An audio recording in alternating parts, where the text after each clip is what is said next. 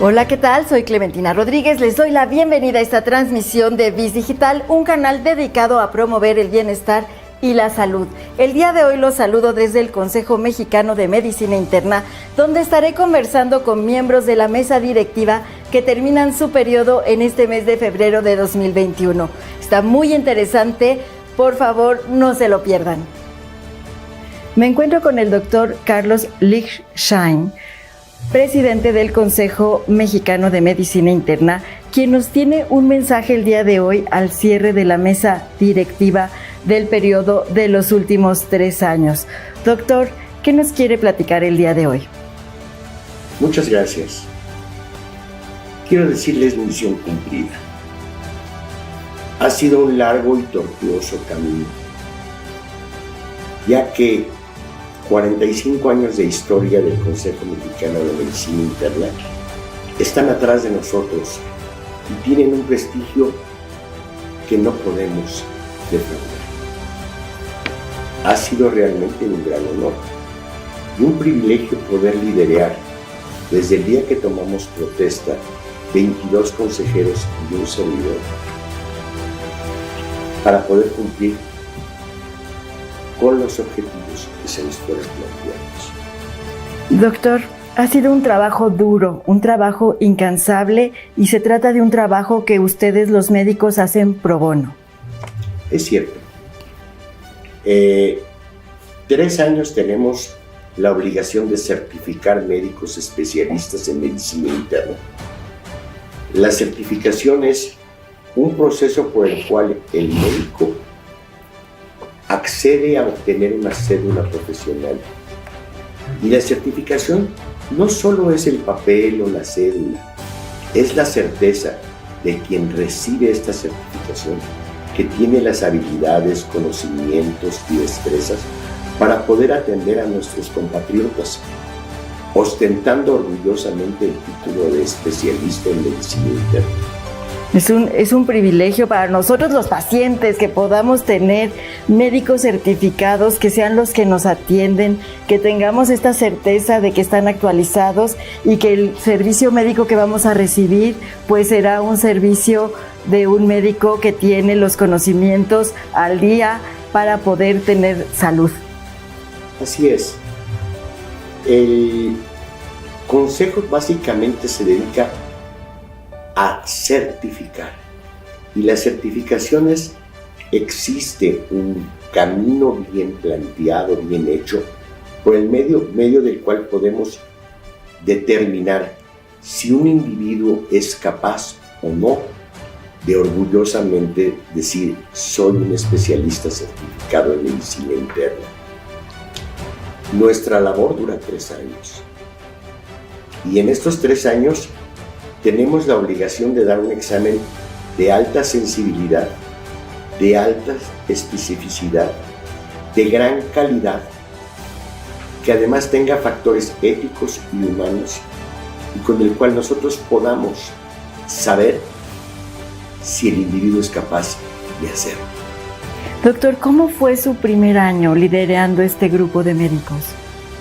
Tengo el orgullo de haber liderado un grupo de líderes, todos ellos capaces, profesionales, expertos, con maestrías en educación, en certificación, en evaluación, y cada uno con grandes, increíbles cualidades, que además de su bondad de trabajar pro bono, trabajan muchas horas y lo hacen con una gran disposición. El liderar este grupo es una cosa increíble, ya que todos ellos podrían liderarlo, ya que todos ellos tienen las capacidades de hacerlo. Sin embargo, en suerte me tocó a mí, y eso me causa un gran compromiso, una gran responsabilidad y un gran orgullo. ¿A qué se enfrentaron durante estos años? Porque, pues, tomó usted la presidencia y después viene la pandemia. ¿A qué se enfrentaron en este tiempo? Cuando tomamos la dirección de este Consejo Mexicano de Medicina Interna, creímos que el camino iba a ser como miel sobre hojuelas, iba a ser muy fácil, había una historia, un proceso, un camino. Sin embargo, el año anterior a que nosotros tomáramos la presidencia, hubo una gran cantidad de problemas y hubo algunos de nuestros consejeros que dijeron que fue la tormenta perfecta. Las cosas no salieron como debían. Ante esa situación, nos vimos forzados a encontrar un nuevo camino. Buscamos la mejor plataforma tecnológica y pusimos plan A, plan B, plan C, en caso de que alguna de las cosas salieran mal. Sin embargo, a quien contratamos nos engañó, nos defraudó y nos causó graves problemas. El examen del primer año por primera vez no se pudo realizar. No obstante, gracias al trabajo de los 22 consejeros, del personal administrativo que trabajó día y noche, fuimos capaces de reprogramar el examen 8 días después, sin perder calidad, sin perder confidencialidad y presentando un examen de gran calidad. Imagínense ustedes tener que reprogramar todo un examen, tener que conseguir todas las sedes donde se aplica el examen, porque se aplica no solo en la Ciudad de México, sino se aplica en León, Guadalajara, Monterrey, Puebla, Mérida. Y además, la pena de decirle a los sustentantes que el examen no se iba a poder realizar en fecha y forma y que se tenía que posponer. Y fue un trabajo titánico dando explicaciones, corrigiendo, resolviendo y haciendo todo lo posible para que los sustentantes pudieran acceder a hacer el examen. No obstante, lo logramos. Lo logramos con mucho esfuerzo, mucho trabajo, muchas lágrimas y mucha dedicación. Serrat escribe que se hace camino al andar y al andar se hace camino. Y en este proceso nos encontramos con que nos enfrentamos a una senda no suavecita.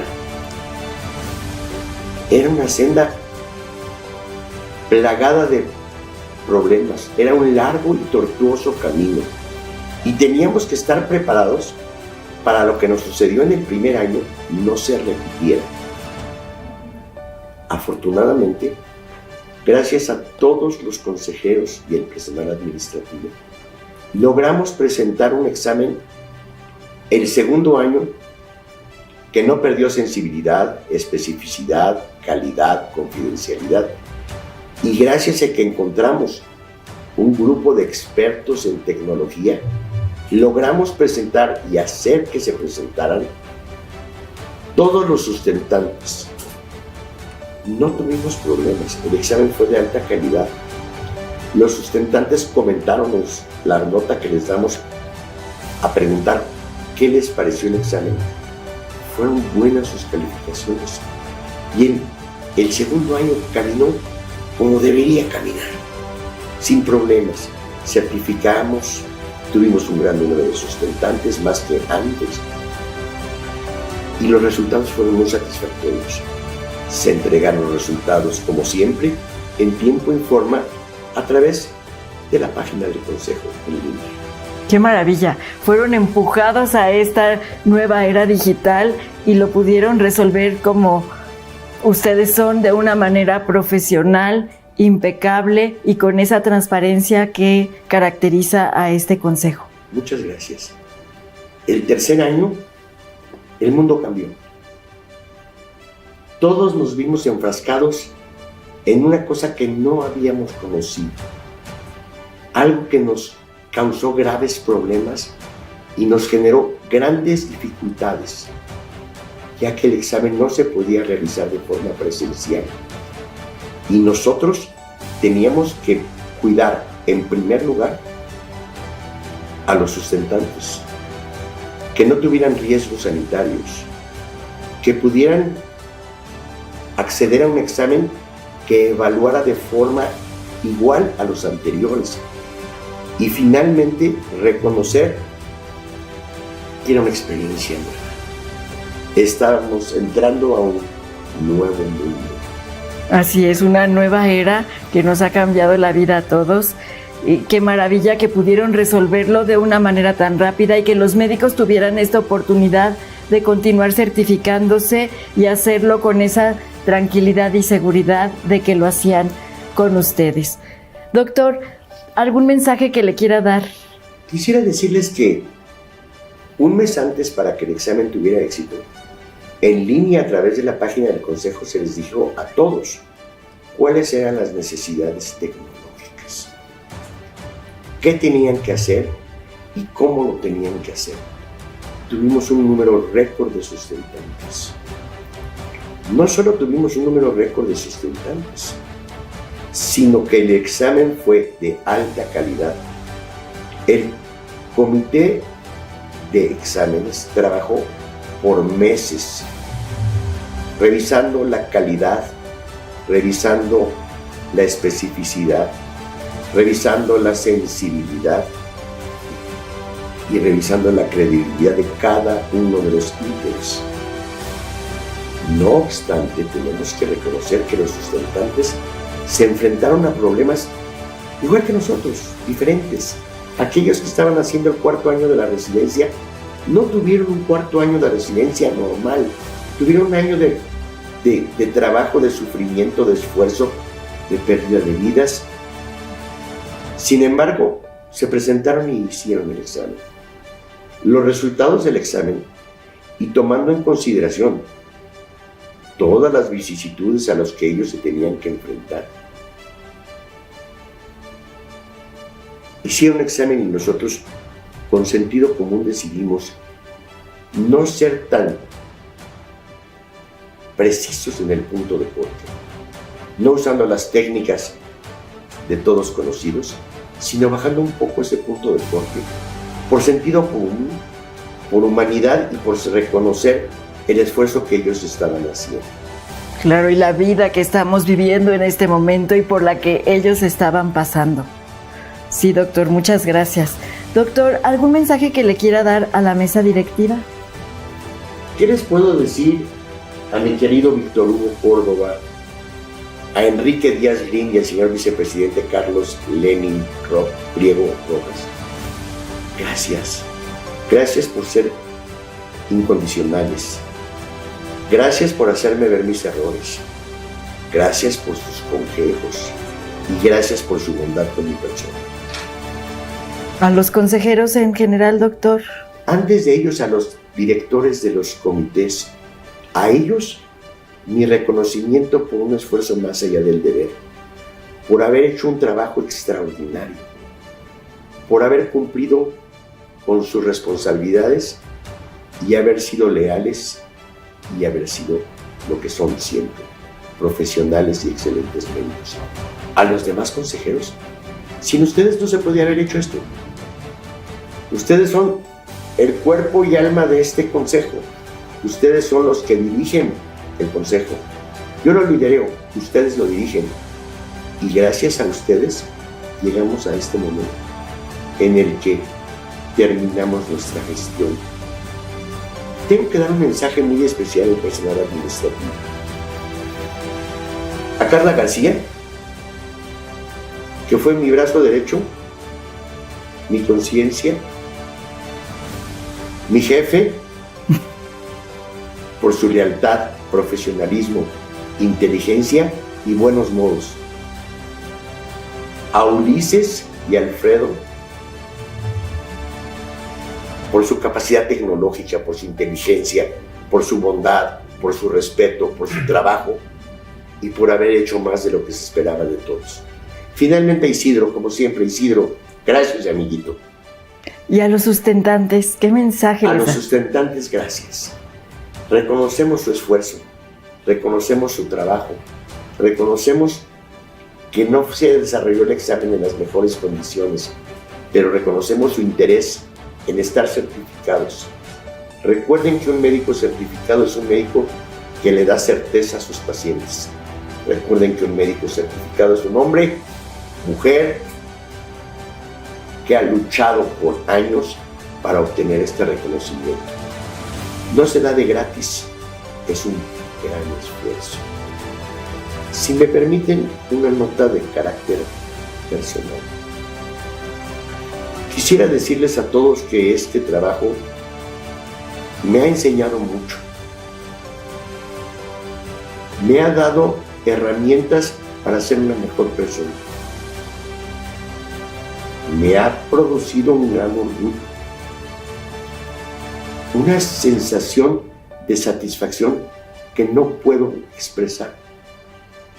Pero sí decirles que esto no se acaba, que esto sigue, que en el futuro el doctor Carlos Lenin Pliego Rojas es un individuo capaz, responsable, inteligente, profesional y que sabrá conducir los destinos de este consejo de una manera impecable. Lo conozco porque es mi amigo, lo conozco porque sé qué clase de animal humano, inteligente es. Gracias. Termino diciendo a todos ustedes que Dios, el Creador, los cuide y los bendiga. Muchas gracias. Gracias a usted, doctor. Gracias por esta entrevista. Yo le doy las gracias en nombre de las personas, de los pacientes, que podemos tener la seguridad de acudir a un médico internista y tener esta tranquilidad de que hay médicos certificados y que tenemos acceso a salud y a bienestar. Muchas gracias, doctor. No me dé las gracias. Es nuestra obligación y nuestra responsabilidad con esto. Muchas gracias. Doctor Enrique Díaz Green, tesorero del Consejo Mexicano de Medicina Interna. ¿Por qué es importante que un médico internista se certifique? Bueno, mira, la certificación es un proceso, así lo veo yo, un proceso educativo. Todos durante nuestra vida tenemos y sufrimos un proceso educativo, lo que nos lleva a alcanzar el que podamos convivir, el que podamos analizar las situaciones, el que nos ayude a procesar nuestros pensamientos. En el sentido más estricto, yo creo que todo médico debe estar constantemente actualizándose, porque constantemente tiene que estarse educando. Y si yo quiero definir en el término más sencillo, simple, un proceso educativo, yo lo definiría como un proceso transformador. Imagínate un médico que no se transformara durante su vida, que cuando lo que yo aprendí hace 30 y tantos años, o un poquito más que terminé mi carrera, no hubiera yo insistido en educarme constantemente. Mis conocimientos en estas fechas serían totalmente inaceptables, improcedentes, y bueno, yo creo que sería el primer acusado por malpractice.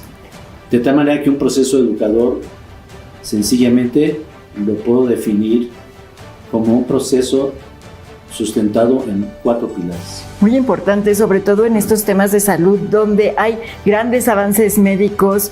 Entonces los médicos deben también actualizarse para estar al día con toda esta nueva información. Definitivamente, todo es cambio y cada vez estos cambios son más rápidos. La tecnología nos va comiendo en velocidad. Lo que antes era una placa de tórax para ver ciertas enfermedades, ahora es una resonancia magnética, una tomografía contrastada con medios de contraste sofisticados, y eso nos permite hacer diagnósticos más puntuales. Sin embargo, si no estás al tanto de todos estos avances diagnósticos, terapéuticos, pronósticos, es difícil ahora poder llegar a tener éxito con nuestros pacientes. Y éxito me refiero pues a resolverles el problema por el cual acuden a ti. Y nada más déjame retomar, mira, la educación se sustenta en 4 hechos fundamentales. Uno es aprender a hacer. Y el médico internista tiene constantemente que estar aprendiendo a hacer si no tantos procedimientos como los haría el cirujano, sí una serie de procesos que va desde hacer que tu pensamiento cambie, hacer que tu pensamiento se adapte, hacer que tu pensamiento sea suficiente para poder llegar a un diagnóstico clínico. Debe de aprender a ser con SER, o sea, debe aprender a tener empatía con el paciente. No es solo ver a un objeto que está enfrente de ti en una situación desigual, donde tú estás empoderado y el otro viene con sus sufrimientos. Lo tienes que sentir, que comprender en toda la intensidad. Tienes que aprender en tal manera a convivir. Y la convivencia entre médicos a veces es difícil.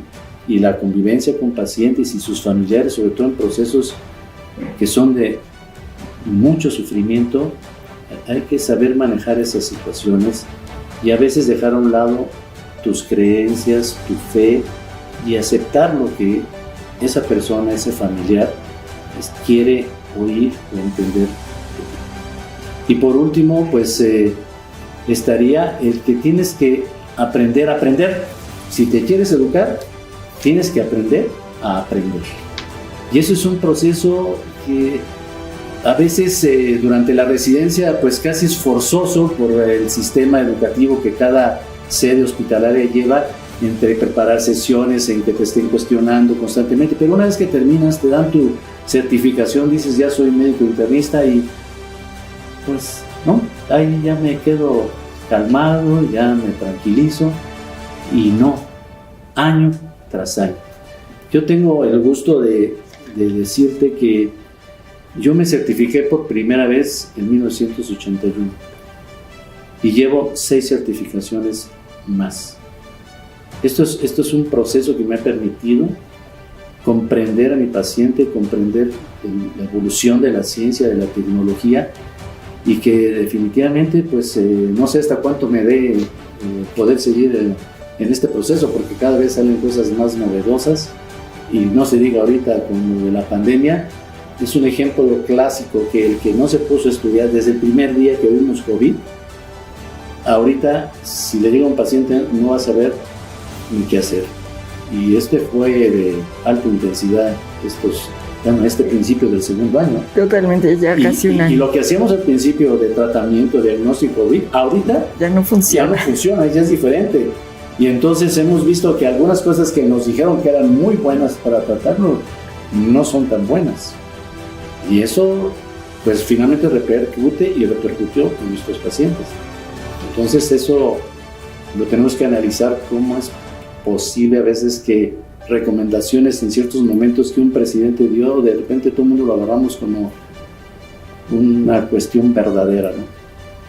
Déjame decirte, y aquí lo voy a leer porque no tengo memoria para tantos numeritos, pero tenemos el gusto de que durante estos 3 años que estuvimos en la mesa directiva, que déjame decirte que para que llegues a esto tuvimos que pasar 6 años antes. Carlos, Víctor Hugo y un servidor, Enrique, empezamos hace 9 años y estuvimos educándonos 6 años para poder llegar a la mesa directiva.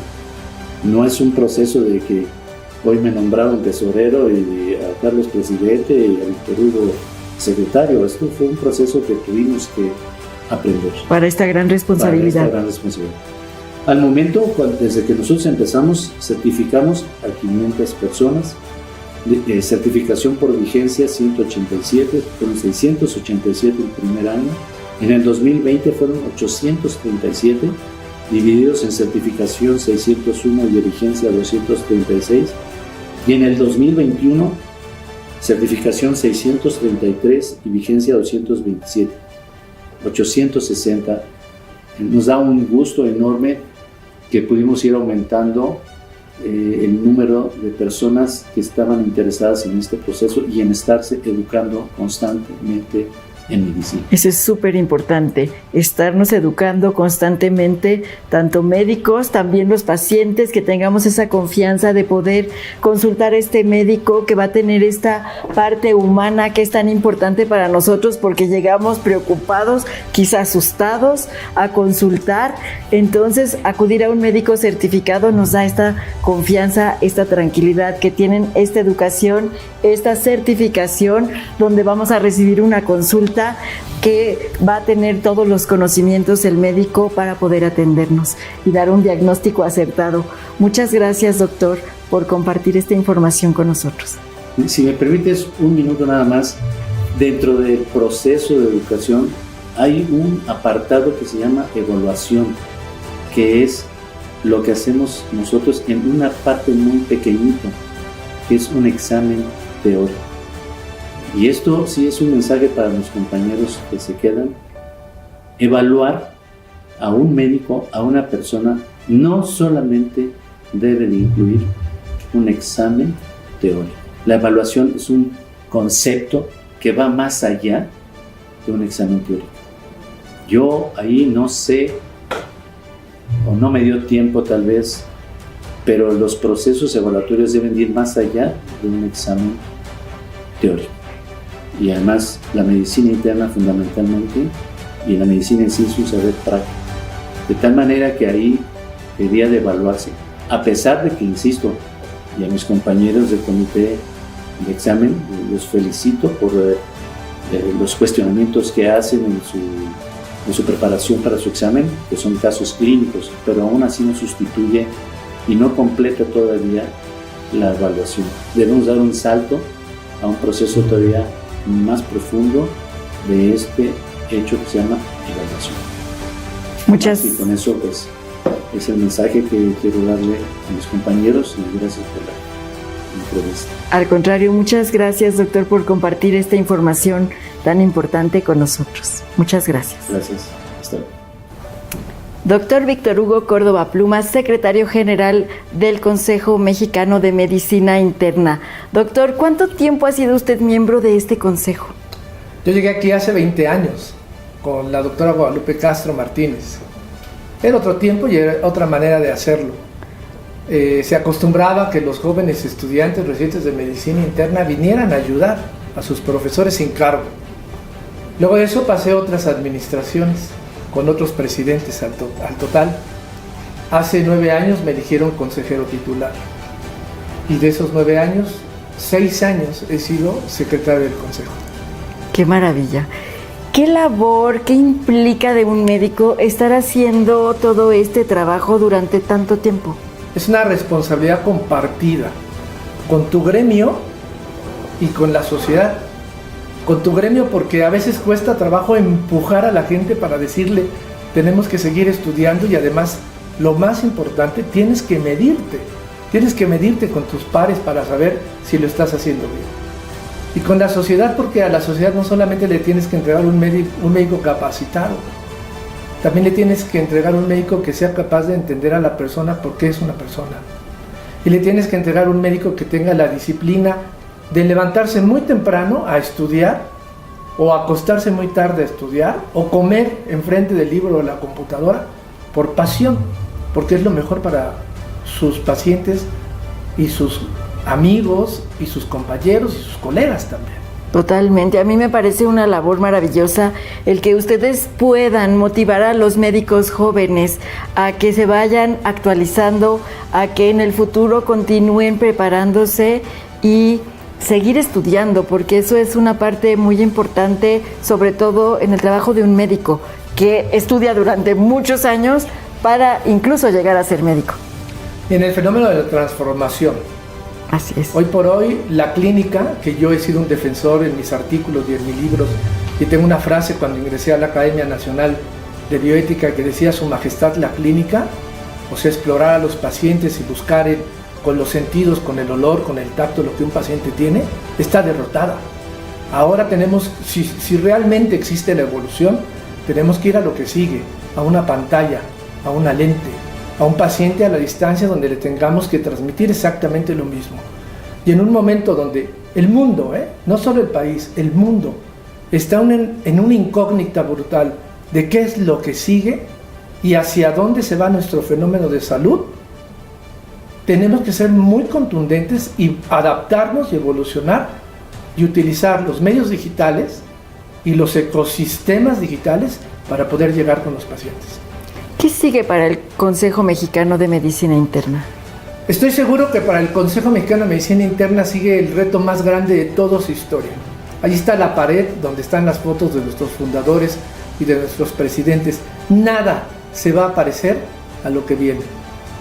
Tuve la fortuna de tener un presidente extraordinario, Carlos, y a mi lado siempre el doctor Díaz Green, que fue mi profesor también y mi compañero, y cuando yo llegué a un hospital todo nuevo, sin saber qué hacer, él me guió y me ayudó.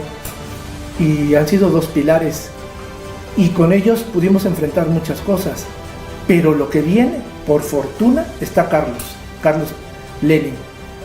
Y les viene un mundo tecnológico a la distancia, hemos dado ya un paso, y lo único que yo pediría como bandera de lo que se hizo y a lo que vamos, es no olvidar que los sustentantes presentan un examen de 4 años, donde ha sido su fenómeno de vida.